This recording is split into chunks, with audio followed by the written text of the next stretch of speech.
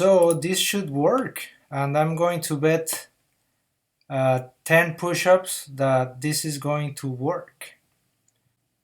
And this is going, I bet 10 push-ups that this is going to work. Here it goes. Oh my god. 10 push-ups, but let me fix this thing. 2, 3. This is going to work. If this doesn't work, I'm going to do 2 silly things. Here it goes. Oh my god. Okay, I'm gonna shut up now. Okay guys, welcome. Today I have found 2 very beautiful problems. They are medium difficulty. The difficulty of a problem actually increases exponentially given its difficulty category. So medium problems are to be respected. So without further ado, let's dive into this problem. All right, given an m times n grid or matrix filled with non-negative numbers, find a path from the top left cell to the bottom right cell, which minimizes the sum of all numbers along its path. You can only move either down or right at any point in time. I like this problem. I like it. So you have to find a path. Let's imagine that we have this matrix 1, 1. So we start right here. We start right here, and then we move either to the right or downwards. Okay. So for example, 1, we can find a path here. 1, then 1, then 1, then 2, then 1. So it will get 1, 2, 3, 4, 5, 6. So that path will give us 6, and then we can go in this direction, then get 2, 3, 1. So that will be 5, 6, 7, 8. So that will be our path. Okay, so it seems reasonable to think that if you always pick the smallest neighbor, then you will always get the smallest path. Okay, so that's what I'm thinking right now.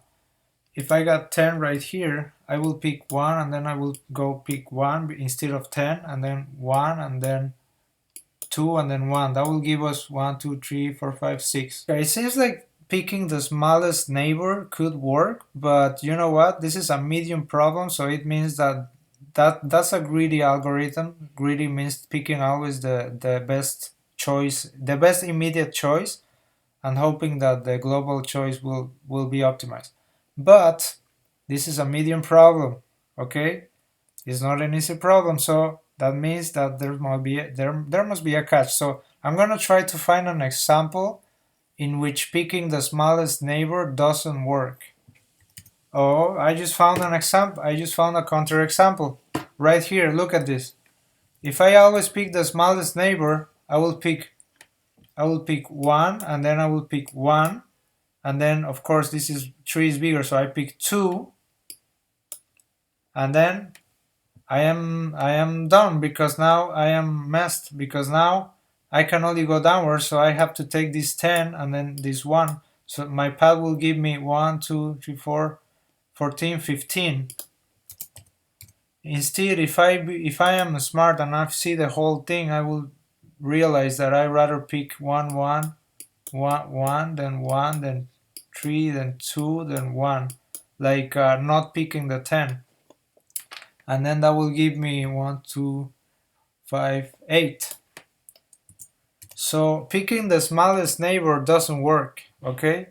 So what do you do? Okay, so right out of the way, I suspect dynamic programming, because it's a matrix and you're looking for results on each cell. Okay, so now I did this draw of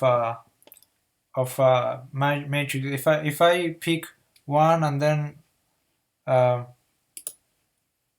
if I pick 1, and then 1, and then 1, and then I can only pick 10, and then 1, that will give me 14. But if instead I pick 1, 1, and then 2, 1, 1, that will give me 1, 2, 3, 4, 5, 6. So let's do this. Let's use dynamic programming. So let's see here. When you use dynamic programming, you always have data that you're working on, which is this one on the left, and then you have the result data.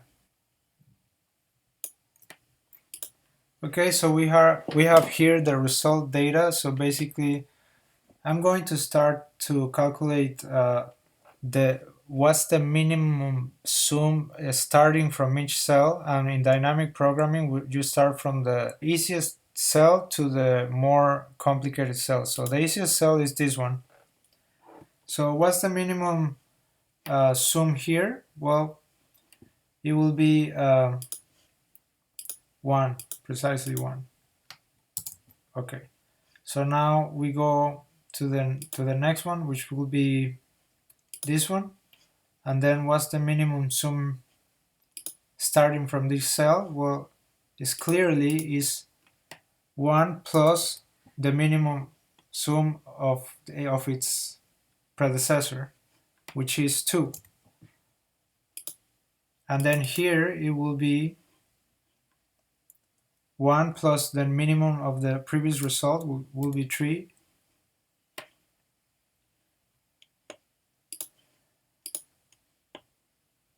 This one, 2 plus the minimum result of its neighbors. You're not gonna pick 11 because you're gonna pick 2. So it's 2 plus 2 is 4. And this one will be 1 plus the smallest neighbor will be 5 because the minimum neighbor is 4. And then the final one and final result is 1, so it will be 1 plus its minimum neighbor. The minimum neighbor is 5, so 1 plus 5 is 6. And this is the result that we're looking for. 6 is the result that we're looking for, okay?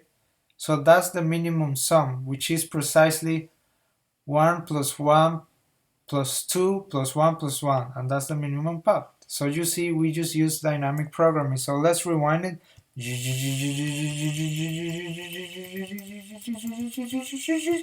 And you can see how dynamic programming works. We calculate for the first result 1, and then we get 1. And then we calculate for the next cell, which is 1. We pick the minimum result neighbor, which is 1. 1 plus 1 is 2. Then we go to the previous cell, which is 1, and we pick the minimum neighbor, which is 2. So 1 plus 2 is 3. Then we go to 10. The result is 11. We go to 2. The result is 4. We go to 2, 1, and then all the way until we get the final result, which is 6. And that's our algorithm right there. Are you guys ready to code? Because now we're gonna code the algorithm. Okay, so here we go. Okay, so here we have this is the result matrix. Here we're gonna store all the results, and this is the current rows and calls, and this function clears the result matrix. Okay, so this function initializes the result matrix. Right now all our results are 0. Okay, this is where we're at. Okay, so now we are going to create the function that actually does this thing that I described it right here. The function that does this calculation. I'm gonna put myself here. I can't find a place for myself, man. I don't know where I should be. I'm gonna be here. I don't know. Okay. Let's go. Calculate. This is where we're gonna do the dynamic programming magic. Okay. Okay, so now here in this loop we are actually calculating all the results for all the cells. Okay, so here comes the nice trick from dynamic programming. So I'm gonna choose the smallest of my neighbors. Alright, so I think we're very close to the solutions, to a solution here. First, we initialize the result matrix, and then we calculate all the results. We do all these calculations. We return the result of the first cell. All we have to do is return the result of this cell to the top left corner of the matrix, and that holds the solution to the problem. Okay, it's time to run the code. It's wrong answer. It's not doing it. I found a big huge bug, a big problem. I think I have the solution, hopefully. Works for the first test case, and now I'm going to submit the solution to run against all the machines, and my poor little code right there I'm gonna send it to fight a war against the worst test cases that you can imagine, that they come up with the worst test cases that can break any program if it's not bulletproof. Here it goes. Submit. Good luck, code. You know, I did everything to make you very, very good and powerful, but I don't know if you're gonna survive the test cases. I wish you the best of luck. You represent me, so do a good job. Here you go. Submit. Oh, it it didn't register. Here we go. Submit. Okay. Accepted.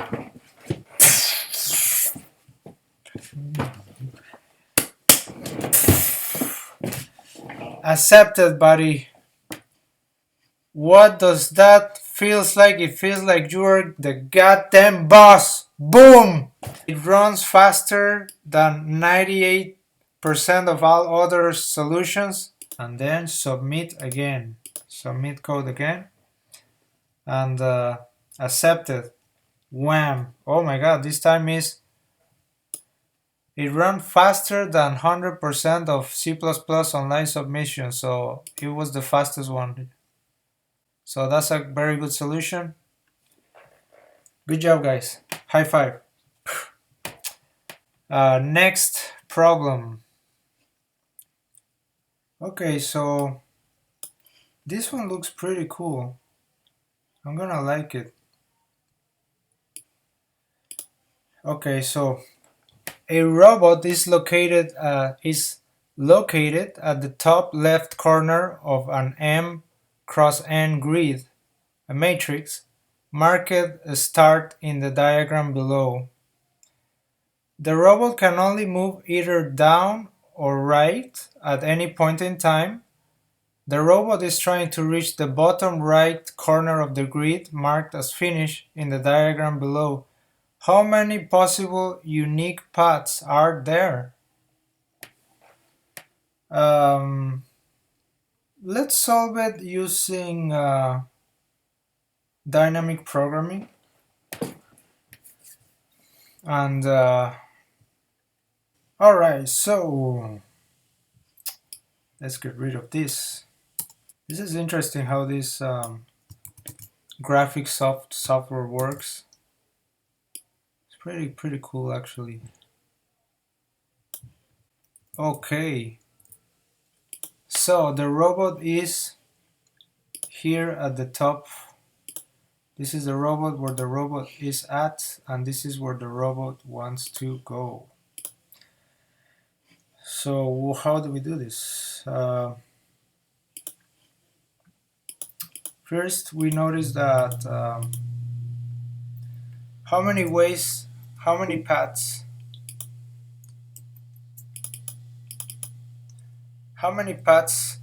are starting from this cell? How many paths are there? Just one, right? Just one path.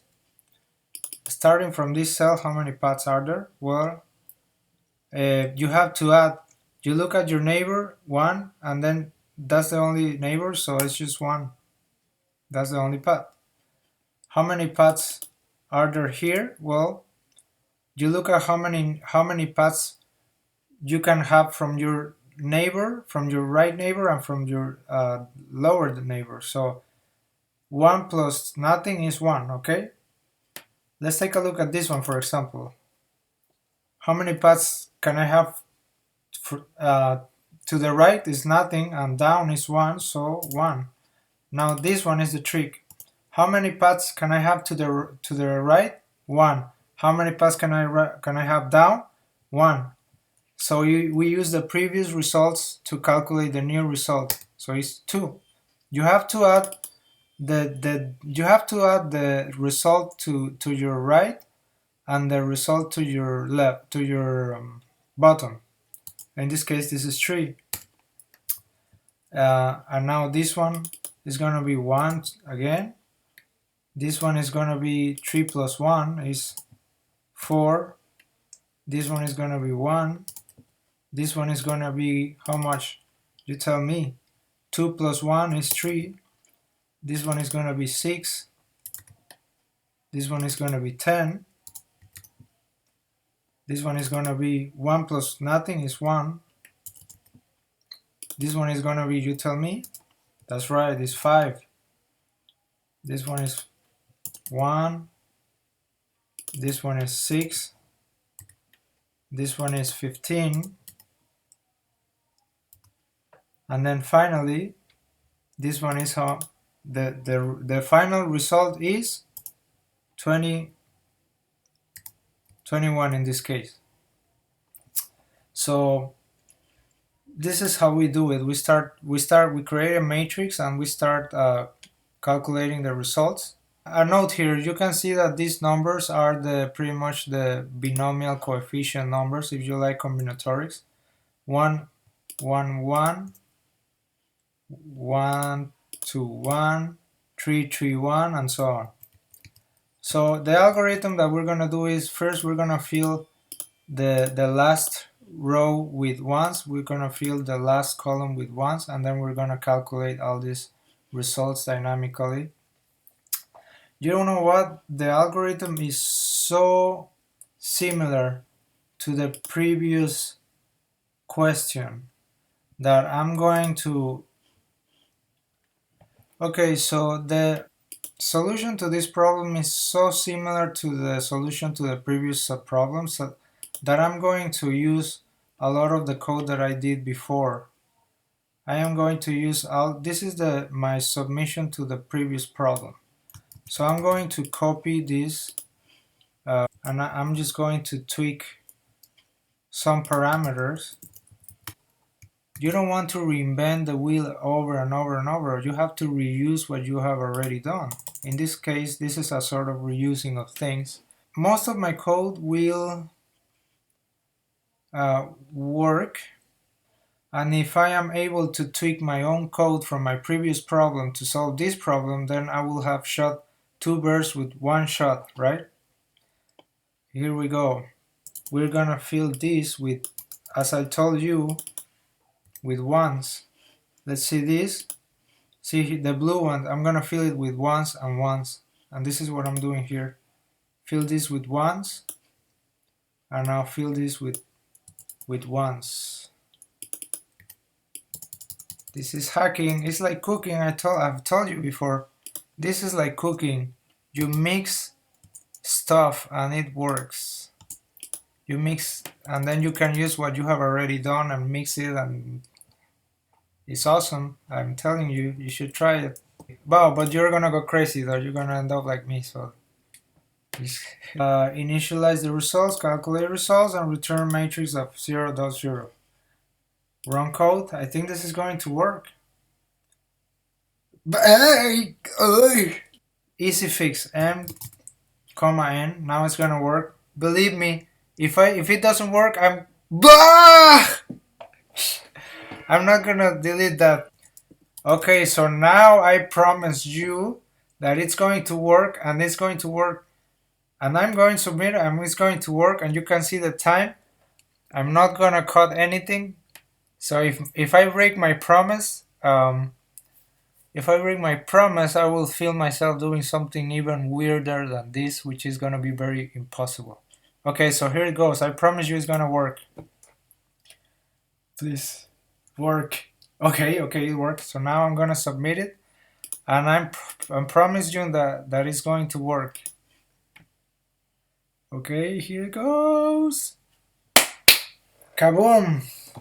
Accepted, just like I predicted. Is pretty much I killed two birds with one stone, and there you go, accepted. You can see it right here. It's accepted, and it's very good. You know what? Maybe I can kill three birds with one stone. You can do that in programming. Oh my god, this is why competitive programming is so awesome. Like you never know what's gonna happen, man. Literally never know what's gonna happen. I think it's called dynamic programming because this technique of calculating things, like you can see this technique that I'm using here, people used to use that technique to solve problems before there were computers. It's not a programming technique, it's a calculating technique, it's an algorithm. For example, the Pascal triangle, back then there were no computers when Pascal did the Pascal triangle. Okay, so I'm going to go ahead and risk. Let's go to unique paths 2. Maybe I can use my own code to solve this problem.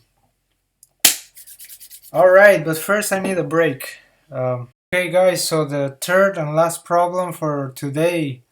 So far we have been able to kill two birds with one stone, which is this beautiful solution that I submitted to the first problem. And I tweaked it a little bit and I was able to solve another problem for dynamic programming. Okay, so now a robot is located at the top left corner of an M times N grid. Does that sound familiar?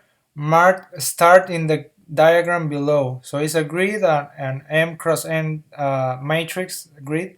The robot can only move either down or right at any point in time. Sounds familiar? The robot is trying to reach the bottom right corner of the grid. Sounds familiar? Marked finish in the diagram below. Now consider if some obstacles are added to the grids. Now that changes everything a little bit. How many unique paths will there be? Okay, an obstacle and space is marked as 1. Okay, so an obstacle and space is marked as 1 and 0 respectively on the grid. So that means that an obstacle is a 1, a space is a 0. Okay. This is the same pattern right here. Okay. We start with zeros and now there is another thing that we have. We start here and we end here, but now there are obstacles. Let's say that there is an obstacle here, there is an obstacle here, there is an obstacle, say there's one here. How do we solve this? Well, very simple. From this cell, how many ways do I have to get to the end? One, just one. I am at the end, so it's just one way. From this one is the sum of the two neighbors. In this case, just one neighbor is 1. In this one, sum of the two neighbors. In this case, just one neighbor, 1. In this one, sum of the two neighbors is 1 plus 1 is 2. This one, the sum of the two neighbors is just 1. This one, we don't visit. I mean, we visit, but we ignore this. Now, this one, the sum of the two neighbors is just 1. And this one, the sum of the two neighbors is just 3. And then this one, the sum of the two neighbors is 3. So as you can see, it's as simple as ignoring the obstacles. If it's an obstacle, don't do anything. And just like that, my solution will work. So here the sum of the two neighbors is 1. Same as here is 1. Here is just 1. Here we ignore. Here is 1, 3, 3, and here is 4. And here is the sum of the two neighbors is 4. And then here is the sum of the two neighbors is 4. And this is the final result right here, 4. There are 4 paths, which is this is 1, 2, 3, 4. So as you can see, let's just open that. Let's open the car, let's open the engine, and let's tweak the engine, and let's make the engine fly right now. All right, so let's do this. Copy. This is the code of my first solution. All right, so now let's paste that engine that we had from the first solution. That's the engine that we have. Okay, so now we are gonna tweak the engine. And this is our hack, and it should work. And you know what? I think I'm going to bet a little bit on it. I'm almost certain that it's gonna work. 0 is a space. If it's a space, calculate the sum of the neighbors, right and bottom. Otherwise, ignore it. Okay, and you know what? I'm going to bet something. If this doesn't work, this is gonna work for sure. I just tweaked my own algorithm a little bit. This is gonna work for sure, and I will bet something. If it doesn't work, I'm going to do something funny right there. I'm going to do something silly. Okay, here it goes. Oh my god, compile timer. Okay, I'm going to do something silly, but first let me fix this. Okay, so I'm gonna do something silly, but I want to show you that now this is going to work. If this doesn't work, I'm going to do two silly things. Here it goes. Oh my god. Okay, I'm gonna shut up now. In 1, 2, 3, 4, 6. So this should work, and I'm going to bet 10 push-ups that this is going to work. And this is going. I bet 10 push-ups that this is going to work. Here it goes. Oh my god. 10 push-ups, but let me fix this thing. Okay, so now this is going to work. Then now you don't believe me, and now it's gonna work. See, now it's working.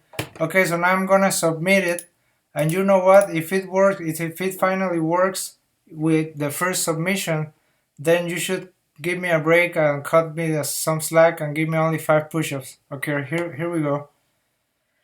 Submit, please. Submit, please. Work. Oh no, wrong answer.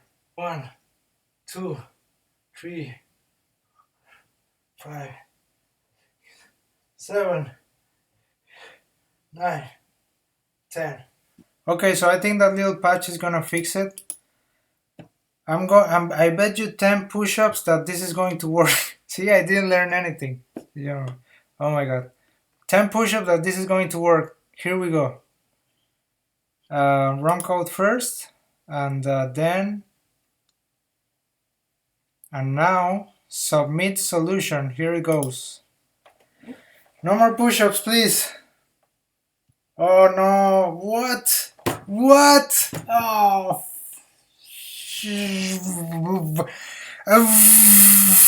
If this work, I get exoneration, okay? All right. Oh my god, here we go. Submit, please. Oh no, runtime error. What?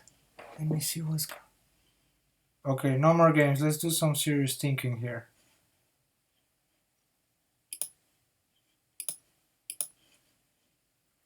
This is the type of test cases that they run your program against. This is like a gigantic matrix. So I need to see why this test case is not working.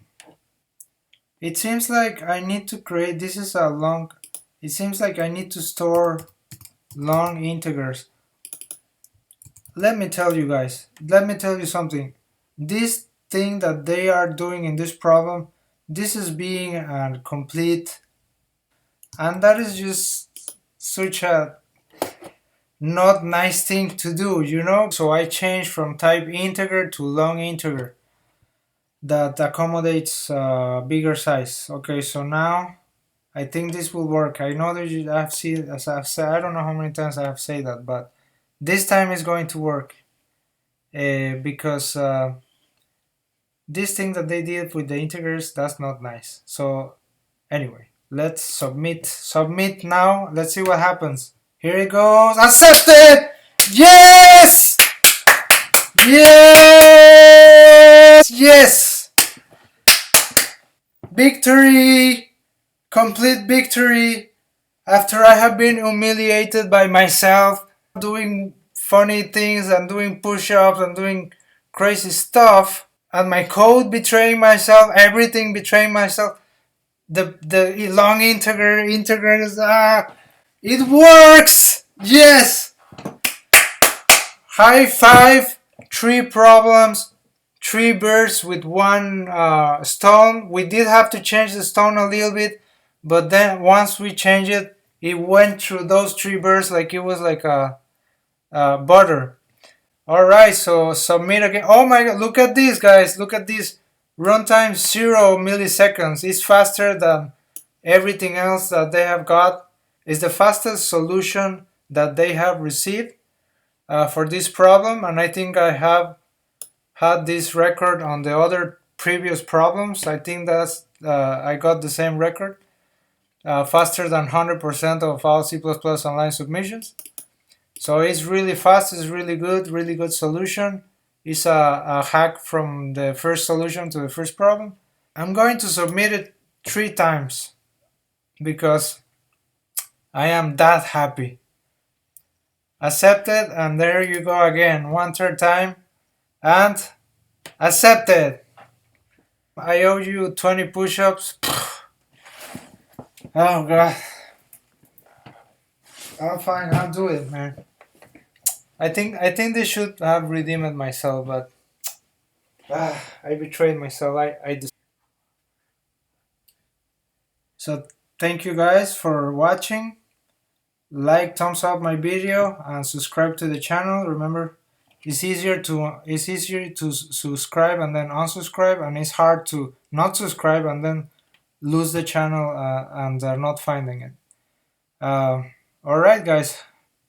Have a great day, and thank you.